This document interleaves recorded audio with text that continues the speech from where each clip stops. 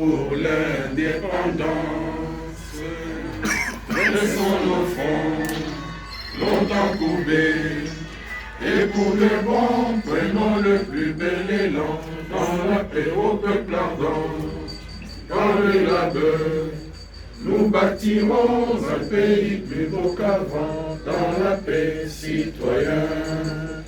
Entonnez l'hymne sacré de notre solidarité, fièrement saluer l'emblème d'or de notre souveraineté. Congo, ton béni, Congo, des aïeux, Congo, au pays, Congo, bien-aimé, Congo, nous peuplerons ton soleil, nous assurerons ta grande 30 juin au doux soleil, 30 juin du 30 juin, jour sacré soit le témoin, jour sacré de l'immortel, serment de liberté, et nous léguons à notre postérité pour toujours.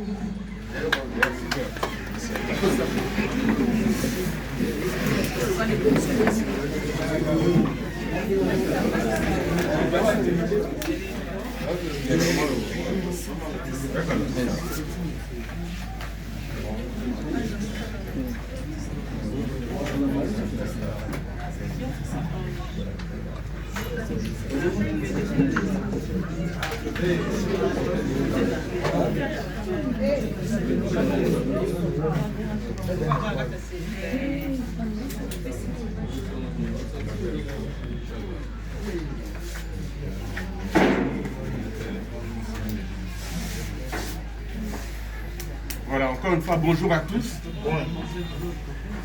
Je m'appelle Aristide Kassongo, je suis le secrétaire permanent de la société civile de la RDC.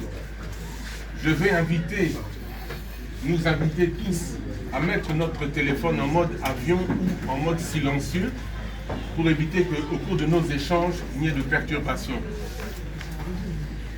Donc, Bachongonioso, Totiamo en mode avion, bien, na mopé miko, nyungu ezalate na tango, tozala masolo na biso. On va commencer par l'adresse du coordonnateur général de la société civile de la RDC, M. Christopher Ngoy Moutamba.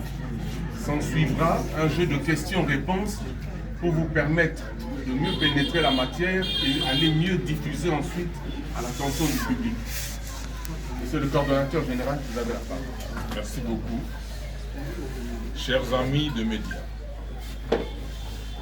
nous renouons avec nos bonnes habitudes d'échange avec vous chaque fois qu'un sujet brûlant l'exige. Nous allons en effet cette matinée aborder un seul sujet, celui de la sortie médiatique de la 5G. Nous pensons de bon aloi de décrier cette fois le hold-up médiatique qu'ont tenté il y a peu nos leaders de l'Église catholique à travers la déclaration de la 5G. En effet, nous constatons une fois de plus la montée au créneau des chefs spirituels catholiques en embrochant le débat sur le changement de la Constitution. Il est curieux de noter que ce qui n'est à ce stade qu'un procès d'intention, dans leur chef, servent d'épouvantail à la population sur le motif de risque de balkanisation et autres guerres civiles jamais connues à ce jour. Certes, la liberté d'expression est consacrée pour tous dans la Constitution, mais certainement pas la liberté de dresser des bons contre des méchants. Les pour le bien de la population et les contre le bien de la population, selon le seul prisme de la 5G, se prenant ainsi pour les talons universels. Nous, croyants chrétiens, avec toute la considération due à nos pères catholiques, ne reconnaissons à personne fût-ce même une élite quelconque, le droit d'évoquer la crainte d'une hécatombe en cas de changement à la Constitution, faisant ainsi croire que telle est la préoccupation majeure de la communauté catholique, voire de la population congolaise, alors que ni nous, ni elle n'avons été consultés au préalable pour requérir notre avis. Nous aurions souhaité que nos pères spirituels manifestent le même empressement lorsque Goma et Bukavu, Boma Bukavu et Uvira tombèrent. Bref, nous invitons nos chefs religieux à moins de passion et plus de raison dans leur intervention sur la vie publique, car l'Église pour nous doit être un facteur de consolidation de l'unité nationale et non qui la fragilise, et ce, en toutes circonstances que soit. Chers amis des médias, la société civile de la RDC a tenu à faire entendre sa voix et surtout lancer un appel à toutes les forces vives de la nation pour lutter ensemble contre toute désinformation, non-respect de la Constitution et incitation à la haine à travers des propos on ne peut plus équivoques, lancés de toutes parts, sans aucun respect pour le peuple souverain. Que vive la société civile de la RDC, que vive la République démocratique du Congo. Je vous remercie.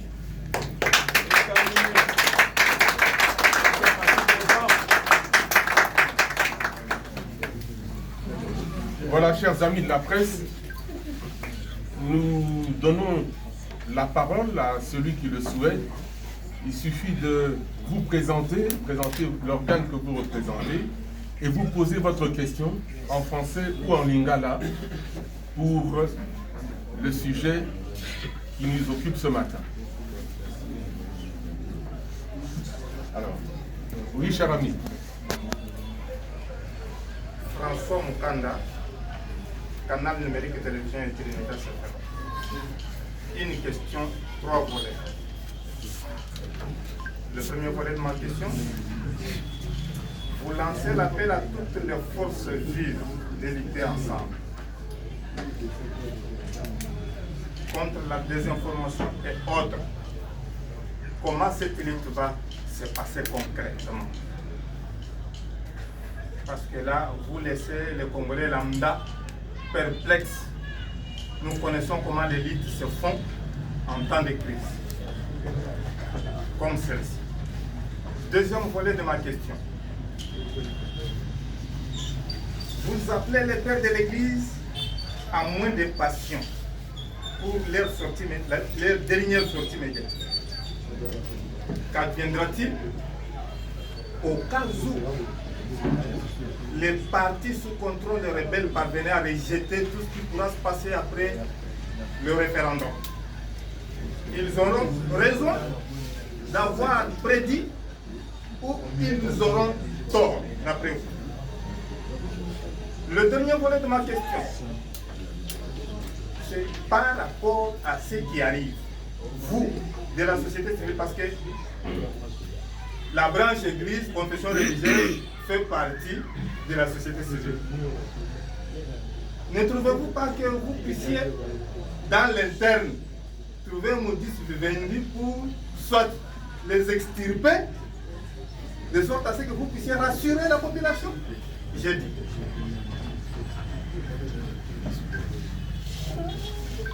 Merci. On va prendre une deuxième question. Alain? Oui, merci beaucoup. Alain Loka de Canal de Télévision. Monsieur le Cordon, comment pouvez-vous réagir aux arguments faisant étant que l'Église catholique, pendant le pouvoir de 18 ans de Joseph Kabila, a milité pour les mêmes raisons, et aujourd'hui, l'Église catholique devient un fruit amer? Comment pouvez-vous avancer un tel argument? puisque ça s'est dit, l'Église catholique a combattu depuis Mobutu, depuis Joseph Kabila, et aujourd'hui, l'Église catholique tient toujours à la défense des intérêts de la population, puisque dans sa mission, elle protège la population, et donc cette mission sociale, elle protège la population. Comment pouvez-vous interpréter cet argument? Question. Merci Alain. Une question ici. Oui. Madame Raissa, pour les Ça faut être Allez-y. Oui, Tonton Christopher, vous êtes de la société civile. Ma question revient dans quelques jours, le C64 projette déjà une marche pacifique, si on peut appeler ceci. Le point de chute, ça sera le palais de la nation. Comment réagissez-vous par rapport à cela? Alors, cher ami, oui. Safoye Katumba, journaliste formateur. Quel est le défi majeur que la société civile trouve à travers la déclaration de la CENICO? Je vous remercie.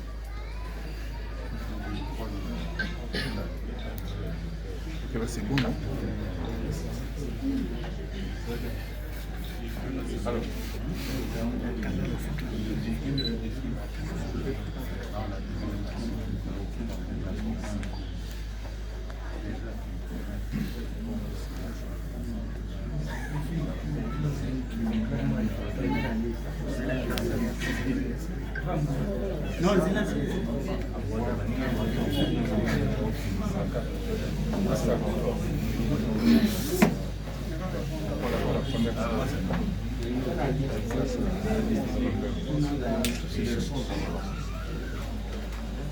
Oui, la première question à trois volets, celle de M.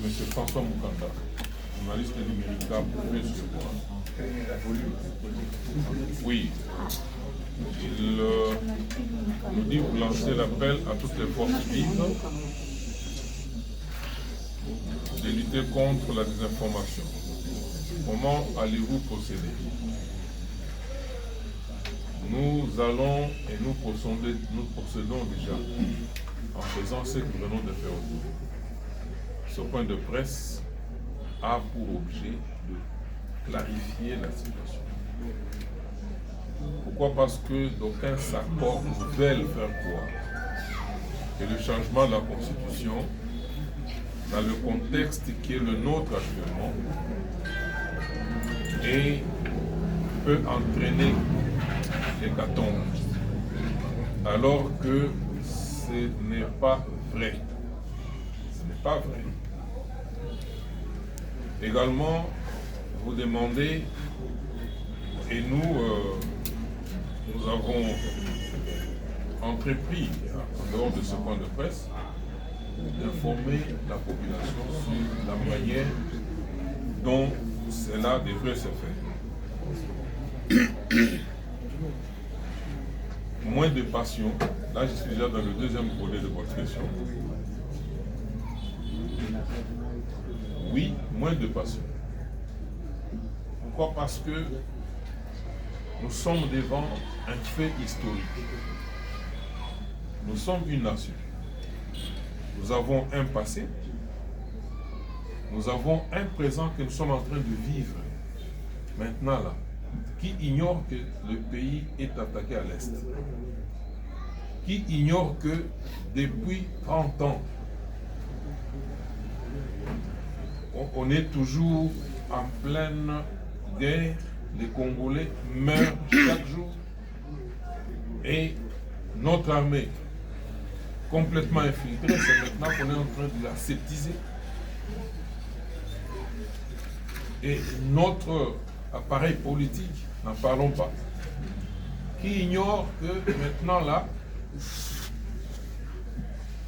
le Congo s'est déjà fixé un objectif ou un avenir, et que les choses sont en train de s'articuler pour aller vers cet avenir-là. Mais malheureusement, c'est cet élan-là qu'on veut casser. C'est cet élan-là qu'on veut casser. Aujourd'hui, les Congolais à travers le monde se manifestent. Ils n'ont plus peur ils ne sont plus complexés. Pourquoi? Parce que le Congo a retrouvé sa place dans le Conseil des Nations. Mais il y en a qui conditionnent cela.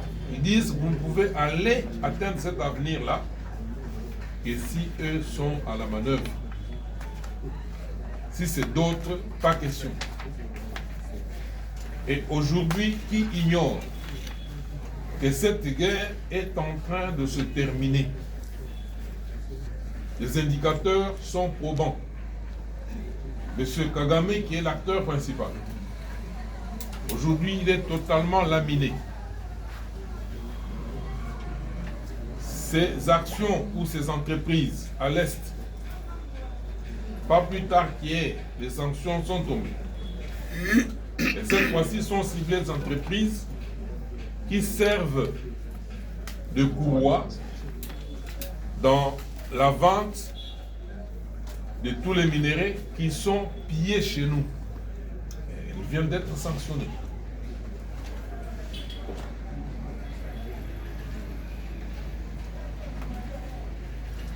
Ici, nous voulons démontrer qu'il y a une dynamique, malheureusement, qui s'aligne sur l'axe du statut. C'est-à-dire qu'on doit rester soumis au Rwanda. On doit continuer à subir, on doit continuer à mourir, sans broncher. Pourquoi? Parce que, nous disent-ils, il y a une constitution qu'on ne peut pas violer. Mais à cela, la question de savoir, est-ce qu'à l'instant actuel, dans le processus actuel, a-t-on violé la Constitution? Je dis non. Et monter au créneau pour alarmer le monde entier que voilà, il y a une situation qui va surgir. Moi, je pense que cela relève d'une démarche passionnée. Le troisième volet de votre question, par rapport à ce qui arrive à la société civile, ne vous pas les extirper? Non, la société civile, je l'ai toujours dit, est ce fêtier-là qui englobe tout le monde. De manière naturelle. Et la CENCO, j'aimerais être clair, a le droit de parler. C'est une organisation qui a le droit de parler. Mais là où nous ne sommes pas d'accord, c'est lorsque elle donne une mauvaise information. Et nous sommes appelés à la redresser. Là où nous ne sommes pas d'accord, nous avons toujours dit l'église se trouve au milieu du village. C'est quand cette église, notre église, moi qui vous parle, je suis baptisé, communié, confirmé, marié à l'église catholique.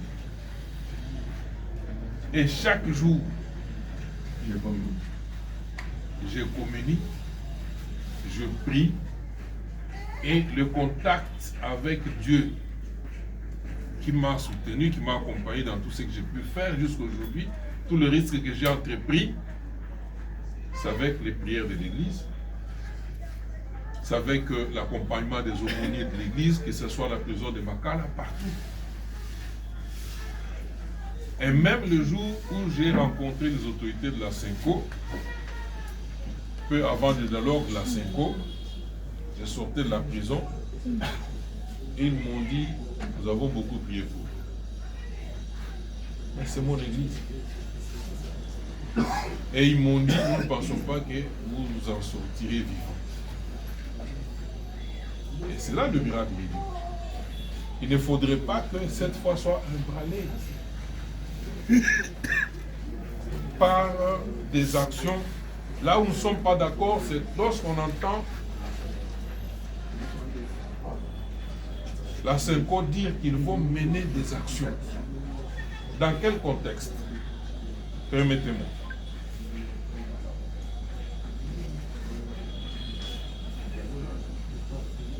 nous parlons d'un référendum qui est prévu par l'article 5 de la Constitution. Et jusqu'à présent, le processus respecte les dispositions de la Constitution. Il n'est pas sauté. Évidemment, actuellement, il y a la Coupe du Monde qui se joue. Tous nous regardons les matchs. Et nous savons très bien que lorsque une équipe veut piéger l'équipe adverse, en envoyant le ballon derrière leur dernier défenseur. Et pendant ce temps, par automatisme, un des attaquants a déjà démarré. Si au moment où le ballon est lancé, l'attaquant n'est pas hors jeu, il peut courir vite, récupérer le ballon et marquer, ce n'est pas un hors-jeu. Vrai ou faux? Vrai. En ce moment que nous sommes, la Constitution est respectée. Le référendum suit son bon nombre de choses.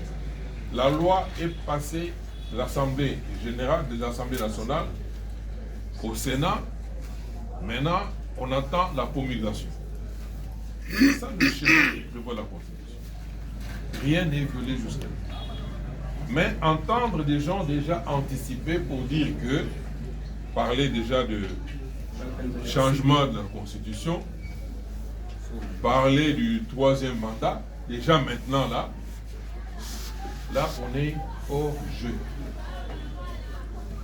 On est hors jeu. On n'en est pas encore là.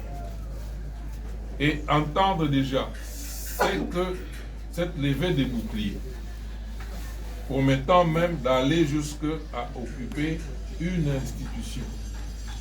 Le palais de la nation, c'est là que réside l'institution président de la République. Et là, nous tombons sous le coup du 2e alinéa, l'article 64, qui est clair.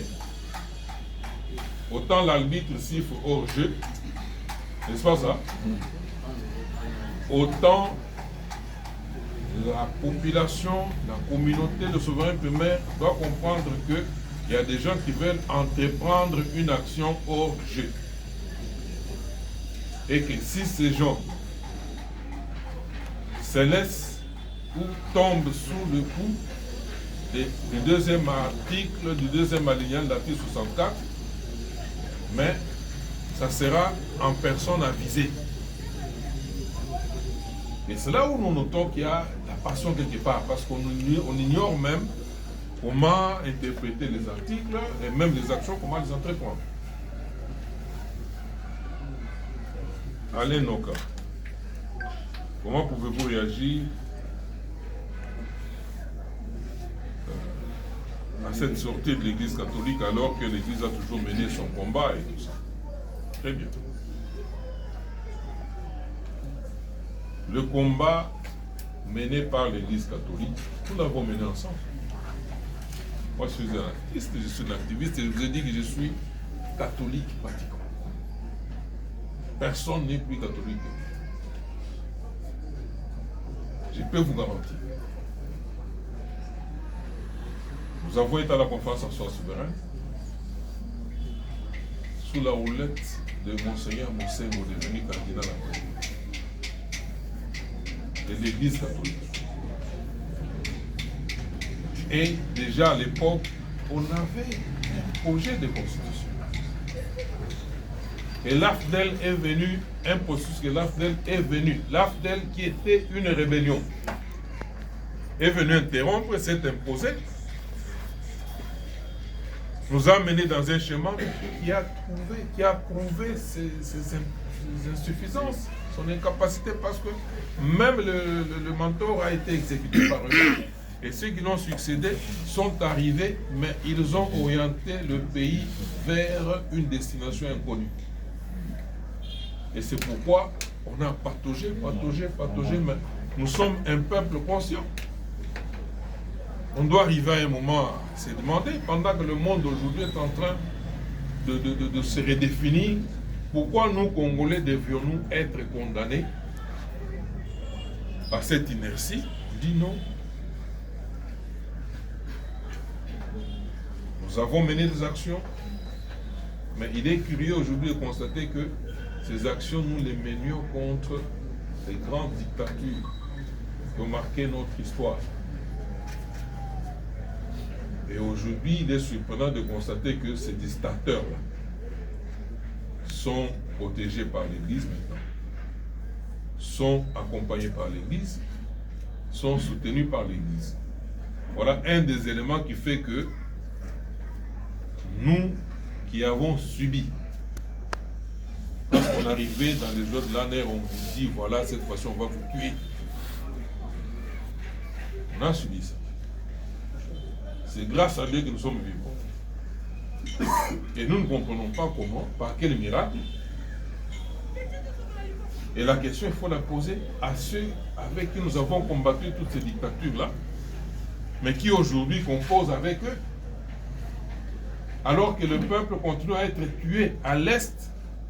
Ce sont des espaces de non droit. Le Rwanda est sur notre territoire. C'est une armée étrangère.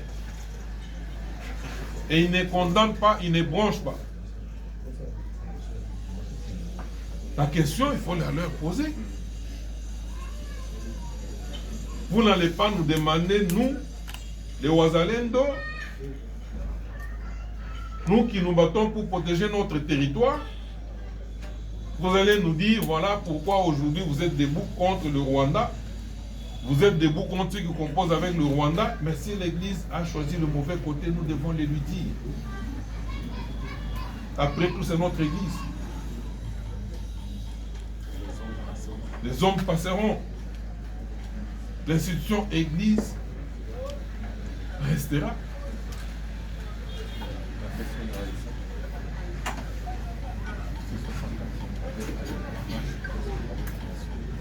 Oui, le C64 projette une marche jusqu'au Palais de la Nation. Déjà dans leur appellation, ils ont la réponse. Parce qu'on s'appelle le C64, on se met en porte-à-faux avec l'alinéa 2 de l'article 64, eh bien, il y a de la matière.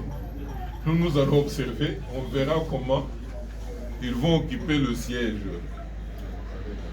le Palais de la Nation, et comment on va les laisser transposer la guerre qu'il y a à l'Est, ici à Kinshasa. Parce qu'on a entendu autrefois qu'un courageux peut oser, n'est-ce pas ça?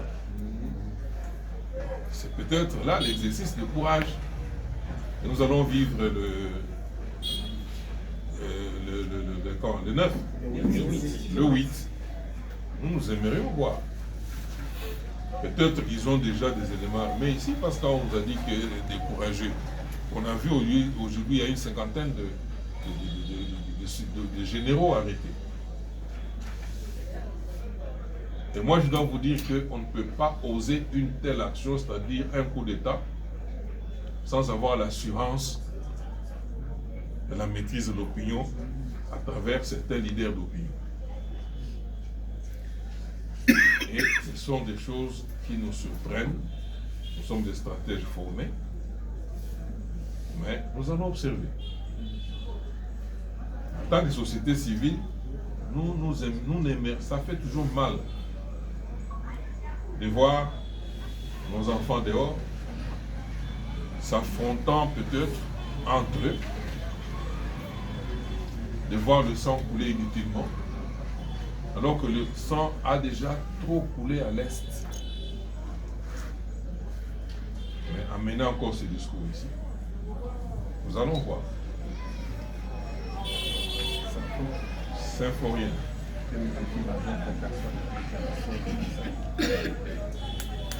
Mais dans la délégation de la Synco, vous sentez qu'on est sorti d'une simple analyse de la situation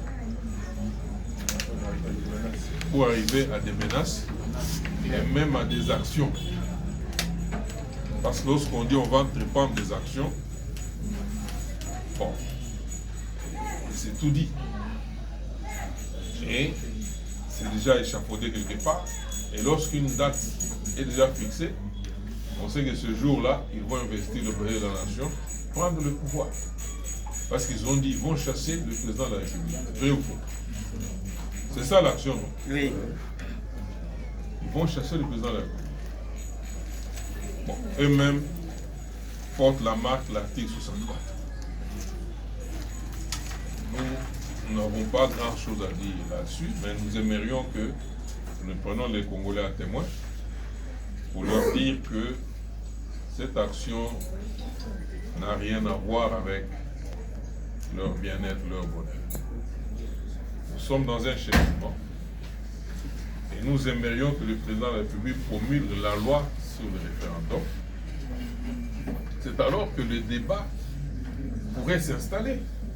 Et ce débat-là permettrait, fut-elle la Senko, à nous dire pourquoi il ne faut pas changer cette constitution. Il faut la garder. Ce débat-là permettrait à quiconque pense qu'il faut la changer, à nous dire pourquoi il faut la changer. Ce débat, ça sera un débat démocratique, dans des salles de classe, dans des plateaux de télévision, dans des universités. C'est un débat citoyen.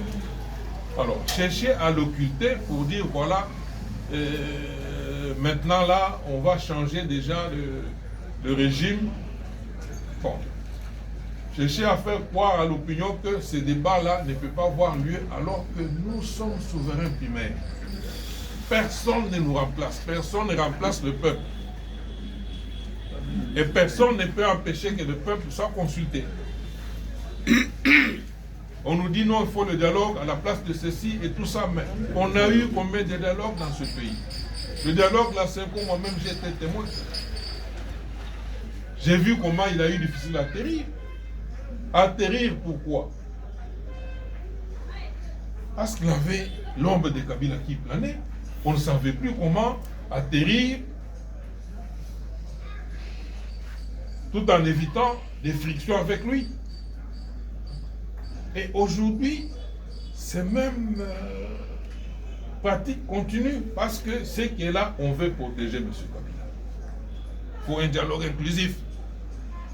Quelqu'un qui a tué, qui a instrumentalisé les Nanga, qui sont devenus de la CENI au chef de guerre, il les a instrumentalisés. Quelqu'un qui est sous la houlette du Rwanda, mais on veut nous l'imposer. Qu'il vienne ici, on se met autour de la table, et puis lui viendra avec le cahier des charges du Rwanda. Le Rwanda qui réclame déjà des parts dans la mine de Rubaya, il réclame des terres, et lui viendra nous dire que non, pour la paix, donner ceci à tel, faire cela, et tout ça. C'est ça la condition pour nous Congolais de retrouver la paix. Nous disons, sans dialogue, la paix est imminente. Et nous sommes un peuple capable d'imposer cette paix. Nous allons l'imposer. Nous n'allons plus nous soumettre. On va prendre une deuxième série de questions. On va reprendre la présidente.